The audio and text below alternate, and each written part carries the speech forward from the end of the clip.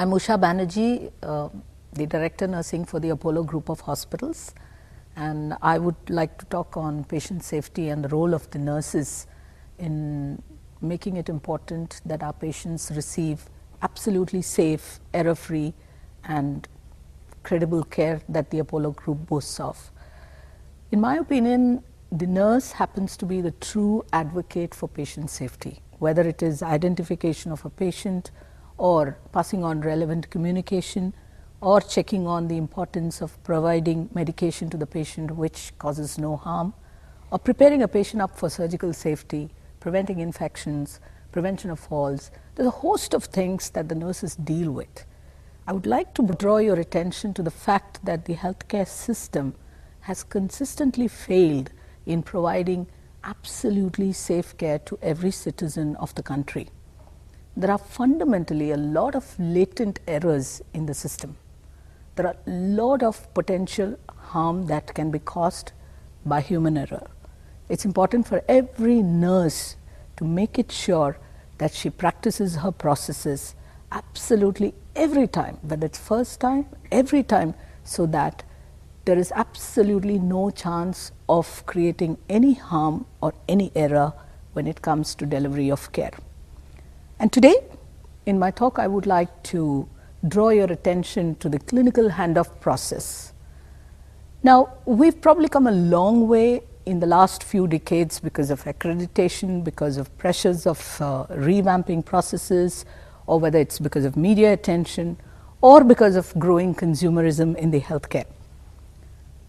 But it's so important for us to ensure that we communicate effectively while taking care of our patients. Many times we have made mistakes of not handing off vital and critical information, whether it is between shifts, or is it when the patient is being prepared up for a procedure, or when the patient is being transferred from one level of care to the other. Sometimes we miss getting the most important and vital information from the patient, which is important to the therapy of that particular patient. And many a times we do this because we take shortcuts. We forget. We do not follow the processes, and ultimately 1 out of 100 times it might result in a big error. Now, I want to draw your attention back to one big case that the world dealt with. In 1994, December 3rd, Betsy Lemon, she was a Boston Globe health reporter.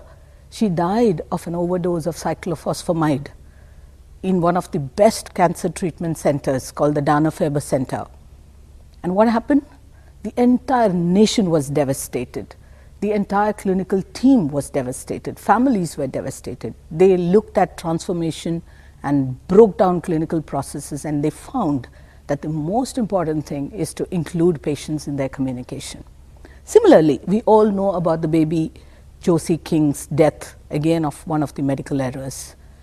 And again, I draw your attention to the simple fact that while you walk up to the patient and provide care, carry your documents, ensure that you talk to your patient, ensure that you endorse that communication so that another nurse does not come up and does probably gives an overdose of medication or a double dose of a medication, or misses a documentation, or misses a particular dose of drug, or a pertinent important allergy is missed out, or a critical information is missed out when the patient is moving from one area to other. For example, the patient has undergone a complex surgery and the doctors told you that not to apply pressure on a particular part, or to look at a mean BP of the patient. Keep an eye on the vital signs, probably there would be a missing beat, but you don't pay attention to that critical information. And then there is a big harm, and every time there is a harm, you must remember that it could lead to a fatal error. You could lose that patient. It could even impact your professional practice. It could impact the reputation of the organization.